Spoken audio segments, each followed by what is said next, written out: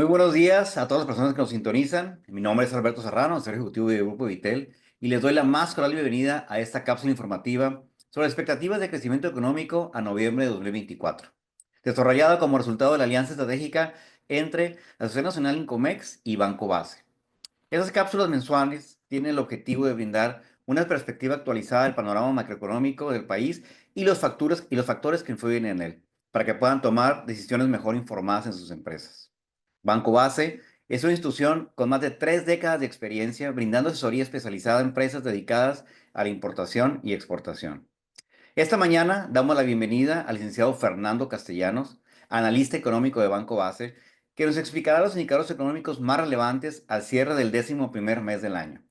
Les recordamos que al final de la presentación habrá un espacio para preguntas y respuestas. Pueden enviar sus dudas a través del botón de Q&A en la parte inferior de la ventana de Zoom.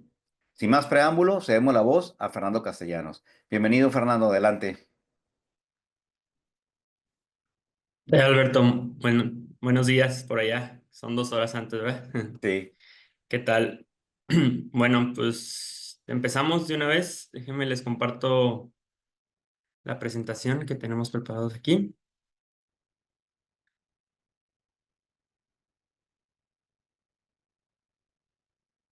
Perdón.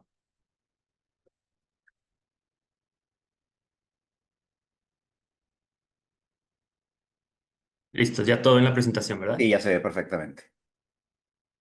Perfecto. Bueno, comenzamos con nuestro vecino del norte, Estados Unidos.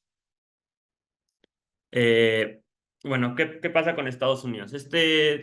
Ahorita justo en las 7:30 de la mañana, bueno, hora de aquí de Monterrey, Estados Unidos publicó su revisión del crecimiento económico del tercer trimestre del PIB, el cual, bueno, prácticamente no fue una revisión, solo creció un poquito más, en vez de 2.82, 2.83% en el tercer trimestre, un crecimiento muy bueno si se compara con el crecimiento de México, que ahorita lo vamos a ver. Este crecimiento, bueno, ha estado impulsando por un fuerte mercado laboral, también con una baja inflación que ha ayudado a que, bueno, el consumo en Estados Unidos siga creciendo de manera muy fuerte. De hecho, bueno, ahorita con la revisión, el consumo bajó ligeramente, pasó de crecer cerca del 6% a 5.5%. Digo, es algo muy, muy bueno que esperaríamos que aquí en México también sucediera. Y bueno, que a tasa anual tenemos un crecimiento de 3.2% para el tercer trimestre del 2020, perdón, del 2.66% para el tercer trimestre del 2024, que también, bueno, siendo un crecimiento bueno, pero sí observamos una pequeña desaceleración respecto al año pasado. Esta desaceleración, bueno, viene también siendo impactada por las altas tasas de interés, que recordemos que acabaron de aumentarse en julio del año pasado, y apenas en septiembre observamos la primer recorte de 50 puntos base, un recorte que nos sorprendió un poco. El mercado estaba indeciso sobre si recortar 25 o 50 puntos base. Al final fueron 50 puntos base en el 18 de septiembre. Este recorte, bueno, también ha hecho a que los consumidores se sientan todavía más motivados, las empresas un poco más listas para poder hacer sus inversiones. Obviamente los costos bajan por la baja en la tasa de interés, y esto ha ayudado a que el crecimiento económico siga, a pesar de que, bueno, como les comento, se observa una ligera desaceleración, algo que, bueno, no suele ser normal en años de elección. Recordemos que pues usualmente, ¿no? Sobre todo ahorita ya sabemos el resultado, pero previamente Joe Biden todavía seguía siendo presidente, él buscaba la reelección. Entonces, bueno, obviamente se esperaba un mayor gasto del gobierno para que hubiera un crecimiento económico estable y que, bueno, eso le pudiera dar puntos a poder una reelección. Sin embargo, bueno, esto no sucedió. El crecimiento sigue siendo muy, muy elevado. Y bueno, también observamos también una ligera baja en la inflación, que ha hecho a que la Fed se sienta más confiado en recortar las tasas. Recordemos, bueno, la tasa ha sido recortada ya en 75 puntos base, y en diciembre se espera otro recorte de 25 puntos base, manteniendo la tasa en un rango entre 4.25 y 4.5%. Pero bueno, recordemos que la Fed dejó la tasa muy alto por bastante tiempo. Eso obviamente tiene un impacto no solo en la inflación, sino en algunos aspectos económicos. Y lo primero que tenemos que dar en cuenta ahí es esta gráfica de la tasa de desempleo. Como pueden observar, las medidas grises son periodos de recesión y entonces esto nos dice cómo el promedio móvil siempre se ubica por encima y justo cuando baja hay un periodo de recesión leve o, bueno, hay un periodo de recesión en general. Ahorita la tasa de desempleo ya la superó al promedio móvil, algo que, bueno, pudiera no significar una recesión como tal, pero sí una desaceleración económica un poco más fuerte. Pero bueno, también tenemos el otro lado positivo, ¿no? Del mantener las tasas altas. La inflación en Estados Unidos continúa con su tendencia a la baja. Si pueden observar, bueno, de 2022 se observó un pico de 9.1 para la inflación, que ha ido disminuyendo y ahorita en octubre se ubicó en 2.60%, una aceleración respecto al dato de septiembre, que era un poco esperada, capaz y un poco mayor a lo esperado, pero esto la Fed lo menciona como como le dicen bumpy road, ¿no? O sea, como la tendencia no va a ser exactamente hacia la baja, va a tener periodos donde, bueno, pudiera acelerarse un poco más, pero la tendencia ahí sigue, ¿no? La tendencia va hacia abajo, la Fed está motivada y se siente con optimismo de que la inflación sí puede llegar hacia ese 2% que tanto esperan y que aparte pueden reducir la tasa de interés que al final de cuentas, si lo dejan por mucho tiempo, eso pudiera tener un impacto muy negativo en la economía estadounidense. Sí, esta es la expectativa de inflación que tenemos aquí para el 2024. En diciembre se espera un 2.7, un punto más debido a la baja comparación que tiene con respecto al año pasado, pero esa tendencia se va a mantener un poco más abajo. De hecho, previo a la elección de Donald Trump, nosotros teníamos para el 2025 una inflación estimada de 2.2%, la cual la subimos un poco 2.4% debido, bueno, a todas estas políticas que Donald Trump pudiera empezar, empezando con, ahora sí, lo importante, los aranceles, ¿no? Todos sabemos que hace unos días Donald Trump anunció en su cuenta de su red social que iba a aumentar los aranceles en un 25% para todas las importaciones de México y Canadá.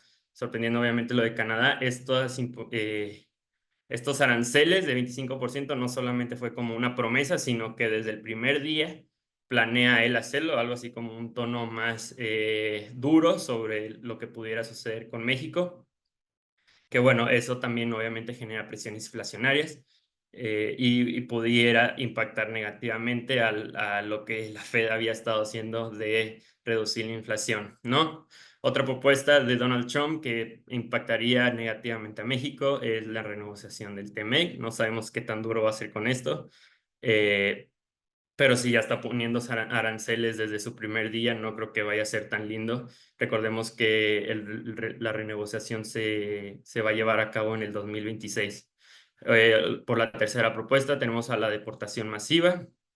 De igual forma, estos son de muchos de los mexicanos que viven, pues de inmigrantes no mexicanos que viven en Estados Unidos y que de alguna manera envían remesas hacia nuestro país, que es una ganancia muy fuerte que tiene aquí México y eso también pudiera afectar negativamente. Y bueno, obviamente el destinar a los cárteles de droga como organizaciones terroristas, eso impacta obviamente en el tipo de cambio, ¿no? Pudiera empezar una tipo guerra y bueno, ya observamos qué pasa cuando Estados Unidos intenta entrar a otro país. Eso obviamente no va bien para lo que sería México. Y bueno, primero, lo de los aranceles, ¿qué tanto pudiera impactar a México? Podemos esto compararlo con lo que le pasó a China hace unos años. Recordemos que en el 2016 Donald Trump logró ser presidente de Estados Unidos en su primer término. Y a diferencia de esta ocasión en donde parece que México sí se va a llevar también de encuentro a las políticas de Trump, en esta ocasión dejó un poco a México al lado y se concentró un poco más en China. ¿Qué le pasó a China? Bueno, era obviamente el principal importador hacia Estados Unidos. que ahorita lo es México. De hecho, hace poco lo acaba de rebasar, en octubre del 2023, si mal no recuerdo. Pero China ha estado perdiendo esa participación del mercado. Como pueden ver, 7,46 puntos porcentuales de lo que importaba China ha estado perdido y se ha estado repartiendo en diferentes países. Esto es una de las oportunidades que México pudiera haber aprovechado. Lo del nearshoring es por esto, pero parece ser que no lo aprovecha. De enero a septiembre de este año, solamente el 2,18% de los 7,47% que ha dejado China ha sido a favor de México. 2,21% puntos porcentuales para Vietnam, algo que, digo, Vietnam también está del otro lado del país, digo, del otro lado del mundo. Entonces, digo, si es nearshoring, debería México estar aprovechando eso, lo cual no lo está haciendo. Sí seguimos en segundo lugar, pero bueno, esto pudiera ser muy, muy diferente. Y bueno, ya tenemos más otros países como Taiwán, que también está del otro lado del mundo, al lado de China, que pudiera estar aprovechando también ese, pues no nearshoring, pero todo lo que está saliendo de China, pudieran ellos estarlo agarrando. También, como pueden ver, el déficit comercial de Estados Unidos por país. Esto es una de las cosas por las que Trump quiere acabar y meter aranceles, ¿no? Este reshoring, que todo regrese hasta Estados Unidos. ¿Por qué? Bueno, eso le ayudaría un poco a su economía, sobre todo con las exportaciones netas, que en estos 3 trimestres han estado con ponderaciones negativas. ¿Qué quiere decir eso? Importa más de lo que exporta. Si se pueden ver, todavía China es el primer lugar que tiene del déficit total. Esto significa que, pues sí, China exporta mucho hacia Estados Unidos y no importa mucho desde Estados Unidos, a diferencia de México, que México sí exporta mucho hacia Estados Unidos, pero también importamos mucho desde Estados Unidos. Por eso el déficit es menor que el de China. Sin embargo, bueno, ese déficit ha estado subiendo. Las exportaciones de México hacia Estados Unidos han crecido fuertemente, pero no lo suficiente. Como pueden ver, Vietnam ahí sigue y bueno, otros países más de Europa. Y bueno, ¿eso qué pudiera impactar en el crecimiento económico de Estados Unidos? Bueno, para este año tenemos un crecimiento esperado de 2,72%, un crecimiento, pues sí, desacelerado un poco desde el año del 2023, pero un crecimiento fuerte, sobre todo con que ha habido riesgos de recesión a inicios del año, a inicios del 2023, ¿no? De que pudiera haber un signo de recesión y todo eso, pues Estados Unidos parece que dijo que no. El crecimiento es muy sostenido, muy fuerte, a diferencia de lo que ahorita vamos a ver de México. Y obviamente, bueno, con tasas de interés altas, un nuevo gobierno entrante, se espera que en el 2025 haya una pequeña desaceleración a un crecimiento de 1,89%. Si bien, como les comenté, hay pequeños signos como del mercado inmobiliario, del mercado laboral, que si la Fed no mueve con pincitas eso, pudiera afectar negativamente a la economía. Por eso tenemos un escenario en donde posiblemente un trimestre se pudiera contraer en el cuarto trimestre y en el próximo trimestre del 2025, en el primer trimestre del 2025, pero bueno, ese es un escenario un poco, es obviamente pesimista, pero un poco improbable. Yo creo que lo más probable va a ser el escenario central o inclusive el optimista con todas las políticas que está haciendo Donald Trump. Pero bueno, ¿esto por qué es importante? Pues ahora sí, vamos con México. En México tuvimos un salto en este en este tercer trimestre, perdón, de un crecimiento trimestral de 1,1%. Si se dan cuenta, es el mayor crecimiento desde el primer trimestre del 2022. Esto, bueno, se debe a diferentes factores de campaña y todo eso, pero aún así, como pueden observar, los 3 trimestres anteriores, el crecimiento fue prácticamente nulo. De hecho, en el cuarto trimestre del 2023 no se creció nada, se creció negativamente y en los primeros 2 trimestres tuvimos un crecimiento de 0,1 y 0,2%. Esto pues hace que obviamente no estamos creciendo nada y luego hubo un pequeño salto en este trimestre que si pues al final de cuentas en el año se va a crecer muy poco. Esto es algo raro porque, bueno, fue un año electoral, se supone que el gobierno estuvo gastando mucho dinero. De hecho, ahorita, bueno, vamos a ver el problema que tienen con el déficit, como déficit sobre el PIB, pero esto no se vio impactado en el crecimiento económico. Entonces, esto, bueno, pudiera tener un impacto negativo, sobre todo que el siguiente año, pues ya es primer año de gobiernos. Se supone que al primer año de gobierno México suele crecer menos porque hay menos gasto y, bueno, no sé de dónde pudiera observarse un crecimiento mayor. Si se dan cuenta, a pesar de que tuvimos un super salto en el crecimiento trimestral, el crecimiento anual todavía seguimos por debajo del 2%, tenemos un crecimiento de 1.6%, algo pues que no es un crecimiento que tú digas muy fuerte, comparado por ejemplo con Estados Unidos. Para el final del año, bueno, tenemos un crecimiento de 1.4% esperado y para el 2025 un crecimiento de 0.8% esperado. Esto quiere decir que por PIB per cápita, pues obviamente la población sigue creciendo y la población ha seguido creciendo más aceleradamente que lo que ha crecido la economía, por lo que, bueno, todavía observamos una caída de 0.91% para este año y todavía una caída mayor para el 2025 de 1.05% conforme va pasando la población. Pero bueno, por qué se debió este salto repentino en este trimestre? Bueno, como pueden ver, la tasa de desempleo ha estado baja. De hecho, estamos cerca de mínimos históricos. En septiembre del 2024 tuvimos una tasa de desempleo de 2.74%, algo muy bajo si se compara con años anteriores. De hecho, se puede ver cómo estaba la tasa de desempleo en el 2022 de 3.13%, el 2021 de 3.92%, que sí venía bajando de la pandemia, pero bueno, seguimos con esa tasa baja. De hecho, bajó desde el dato de agosto.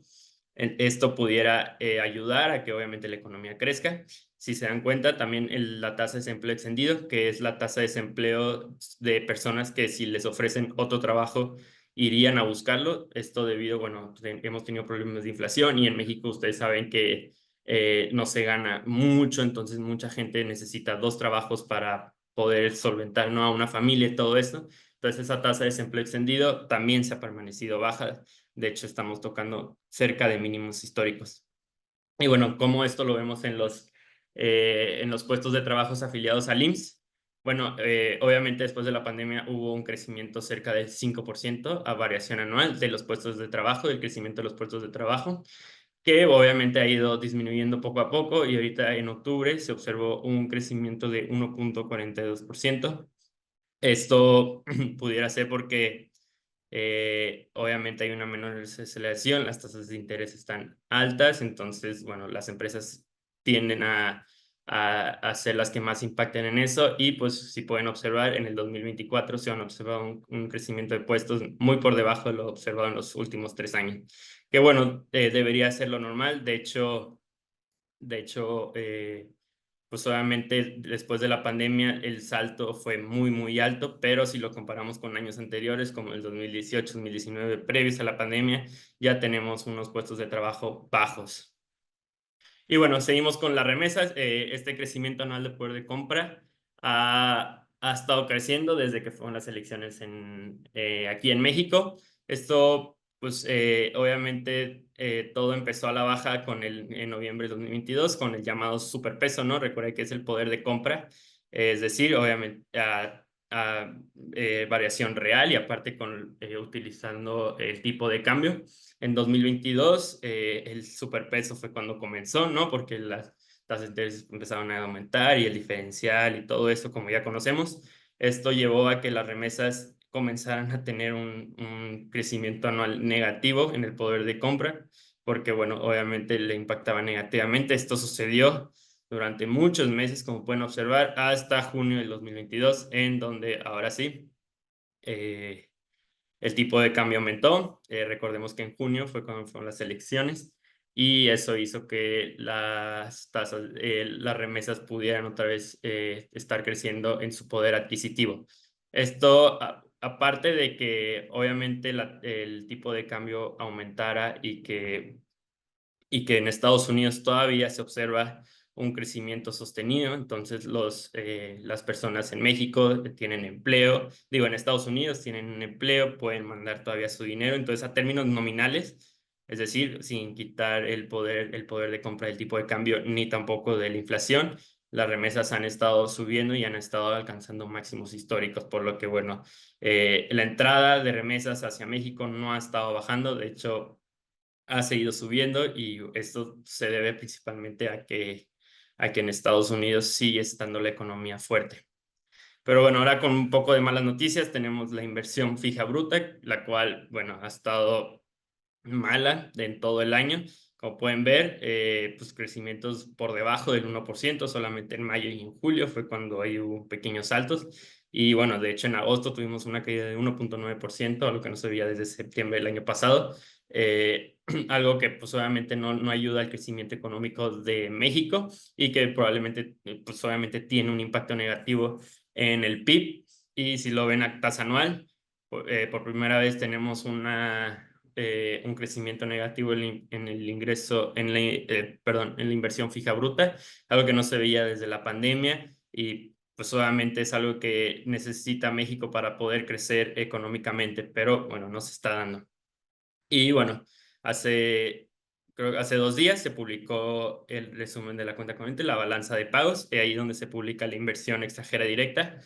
Y bueno, que un pequeño resumen de lo que se publicó, la cuenta corriente mostró un superávit de 732 millones de pesos, pero está muy por debajo de lo observado en el tercer trimestre del 2023, que fueron de 1.218 millones. Esto de dólares, perdón, no de pesos. Esto, bueno, hizo que fuera esto es un 0,16% del PIB, también por debajo del 0,26%. Y bueno, si nos vamos un poco más adentro, tenemos la inversión directa. ¿Qué es esto de la inversión directa? Es la inversión realizada por residentes de un país en negocios o, bueno, o actividades físicas en el extranjero y viceversa, ¿no? Los datos presentados en esta sección corresponden a la metodología de la balanza de pagos. Y bueno, en el tercer trimestre, digo, lo que va en el año, sí observamos un crecimiento, bueno, medio esperado, sigue creciendo la inversión directa, pero si luego ya lo desglosamos un poco a la inversión extranjera directa, esto, bueno, se ve que no está bien la inversión extranjera directa. México para el tercer trimestre fue de 1.443 millones de dólares. Eh, perdón, 3.217 millones de dólares. Y para mexicanos de exterior fue de 1.734 millones. De estos 3.217 millones de dólares que México recibió por inversión extranjera directa, es el flujo más alto, sí, desde el 2022. Sin embargo, bueno, si ya lo desglosamos un poco más, se puede ver un poco de cosas negativas. Por ejemplo, en el concepto de solamente nuevas inversiones, México solamente recibió 511 millones de dólares. Esto es el menor nivel desde tercer trimestre del 2014. Obviamente algo muy malo. Las nuevas inversiones, recordemos que todavía se sigue con esta promoción del nearshoring, ¿no? China sigue teniendo los aranceles, siguen estando en una guerra comercial. México todavía no tiene esos aranceles. México todavía puede aprovechar el nearshoring, pero no han aprovechado lamentablemente esto y esto hace que solamente 500 millones de dólares sean destinados a nuevas inversiones de todo la inversión extranjera directa. También destacó que la reinversión de utilidades registró una cifra negativa de 225 millones de dólares, algo que no ocurría desde el último trimestre del 2023. Y aparte, la partida de cuentas entre compañías, es decir, pues la extranjera, lo que se quedó aquí en México, tuvo un monto de 2.931 millones de dólares. De los 3.2 mil millones, 2.9 fueron de esto, o sea, representando el 91% del total de la inversión extranjera directa en el tercer trimestre, siendo la mayor proporción en registro. Algo que, bueno, se está reinvirtiendo dentro de aquí, pero nuevas inversiones de otros lados de empresas extranjeras y todo esto no se ha hecho. Y bueno, tenemos obviamente, las proyecciones económicas del paquete, algo que fue muy solicitado. Sobre todo queríamos saber qué tanto iba a reducir el déficit o qué tanto pudiera reducir el déficit del gobierno para dejar de gastar tanto y que obviamente esto no nos impactara negativamente en las calificadoras, que bueno, para el 2024 cerrará con un déficit presupuestario de 5.0% del PIB, algo que no se ha visto desde 1988, pero para el 2025 se proyecta un déficit de 3.2%. Esto debido a que la Secretaría de Hacienda espera una mayor recaudación tributaria, así como recortes del gasto público, destacando una inversión que va a caer 14% a tasa real. Y bueno, en el déficit amplio, el sector público espera un presupuesto proyectado del 3.9% del PIB, disminuyendo el 5.9% observado en este año que se espera, ¿no? Pero aquí está el pero más grande, es que el presupuesto se está destinando dependiendo a cuánto se espera crecer México, ¿no? Y para el 2025 se espera que crezca cerca del 2.3%, algo que, como vimos, es muy, muy improbable. De hecho, desde el sexenio de Carlos Salinas de Gortari, México no crece en el año posterior a las elecciones, mayor que previo a las elecciones. Siempre se observa una caída fuerte y eso, bueno, ha sucedido desde ese entonces, como pueden observar aquí. Por lo que, bueno, este crecimiento pudiera impactar negativamente, este bajo crecimiento que nosotros esperamos y que, bueno, en general se espera para México, obviamente va a hacer que el déficit sea mayor y que eso pudiera tener un poco de problemas con las calificadoras y obviamente eso impactaría negativamente en el tipo de cambio. Nosotros estimamos que el déficit pudiera ser hasta 4.5% del PIB si el sector público obviamente no realiza recortes importantes en su gasto a lo largo del año, algo que, como pues, hemos conocido con la administración pasada en los últimos años y al comienzo de este, no parece que vaya a suceder. Eh, y bueno, esto como impacta, aquí está la gráfica de qué es lo que se espera según la Secretaría de Hacienda. Pero bueno, tenemos ahora sí las calificadoras para Moody's y Standard Poor's. Todavía estamos 2 nodos arriba del grado especulativo, pero con Fitch ya estamos a un nodo del grado especulativo, es decir, ya no hay grado de inversión. Esto impacta negativamente, obviamente, en la economía de México, sobre todo con el tipo de cambio que, bueno, pudiera seguir creciendo, pudiera seguirse depreciando aún más. Y bueno, un poco para la expectativa de inflación, tenemos que para este año tenemos una expectativa de 4.4% y para el 2025 del 4.1%. Y bueno, aquí van, si se dan cuenta, están muy similares los recortes en la tasa. México empezó un poco antes, pero Estados Unidos parece que va a ser un poco más agresivo con sus recortes a la tasa, si ve que la inflación sí se continúa desacelerando. Para el cierre de este año, esperamos que México cierre con una tasa del 10%, mientras que Estados Unidos, como les había comentado, cierre con una tasa de 4.5%, es decir, un recorte más en diciembre. Y bueno, finalmente tenemos lo del tipo de cambio. Como pueden ver, pues obviamente el superpeso ya no existe, ya tenemos otra vez esta tendencia al alza y obviamente ha sido por diversos factores económicos, sociales y políticos. Sobre todo este último mes ha sido por el tema de las elecciones en Estados Unidos. La volatilidad un día previo a las elecciones aumentó a niveles no vistos desde la pandemia. Eh, Esto, pues obviamente ha sido por los comentarios de Donald Trump, por lo que se pudiera hacer con México. Ahorita cuando parecía que, bueno, podía regresar otra vez el tipo de cambio a los 20 pesos por dólar, Donald Trump habló y dijo que iba a poner los aranceles del 25% a las exportaciones de México y, bueno, volvió a dar el salto. Ahorita el peso cotiza entre 20 y 60, 20.60, 20.70 pesos por dólar, pero esto parece ser que no vaya a ser lo habitual. De hecho, bueno, nosotros para el 2025 creamos tres escenarios. Un escenario optimista en donde, bueno, el tipo de cambio termina en 20.15 pesos por dólar. Y para el siguiente año pudiera bajar hasta 18.50 pesos por dólar. ¿Cómo pudiera suceder eso? Bueno, que Donald Trump entre a la oficina, y diga, ¿saben qué? México todavía no. Vamos otra vez con China, un poco parecido a lo que sucedió en el 2017 cuando entró al poder por primera vez.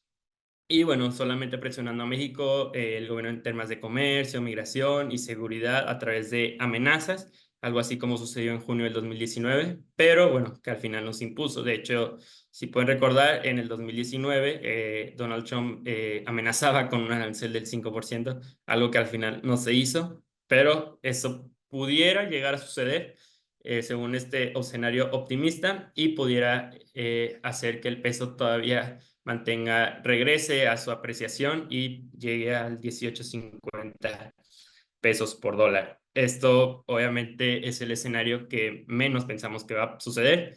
Para el escenario central, tenemos que, bueno, obviamente las amenazas con México van a seguir más fuertes y ya un poco dejándose de lado a China y concentrarse un poco más en México. La política exterior con México se vuelve central y prioritaria para el gobierno estadounidense.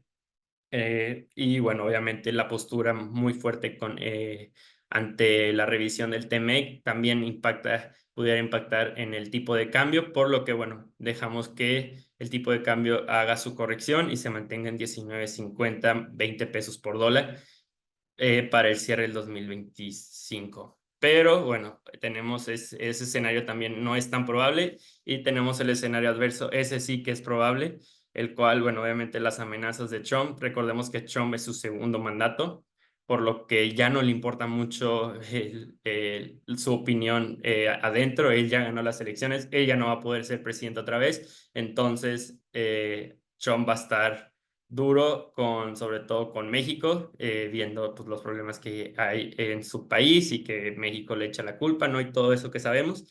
Por lo que, bueno, entra a la oficina, impone los aranceles, está anunciando que el TMEC va a estar una revisión fuerte, inclusive teniendo la posibilidad de que México pudiera salirse del TMEC, empieza el escenario de deportaciones masivas como utilizando el ejército, ¿no? Ya vimos al nuevo zar de la frontera, ¿no? Un poco muy duro, muy alineado a lo que diga Trump, que esto parece que suele ser, y bueno, hacen eso, todo eso, por lo que, bueno, en el escenario adverso, ahorita pudiera ser que ni siquiera el 2070 terminemos, puede ser terminar en 21 pesos o inclusive más para este año y para el siguiente año sí pudiera estar terminando el peso en unos 23 pesos por dólar.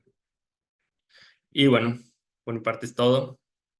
Eh, no sé si estén las preguntas. Fíjate que no me llegaron ahorita preguntas, pero creo que fue muy claro lo que presentaste, Fernando.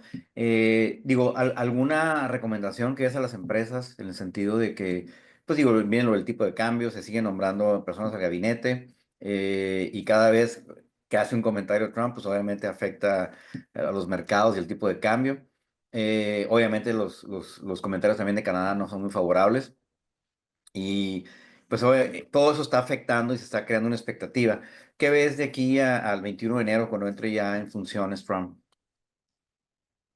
Pues obviamente, digo, va a estar muy volátil el tipo de cambio, probablemente, obviamente cada empresa es diferente, entonces pues las coberturas siempre ayudan, pero bueno, esto pudieran hablarlo ellos un poco más directo con Ángel para que puedan verlo un poco más directo, ¿no? ¿Cuáles son como En que cuanto, lo exacto?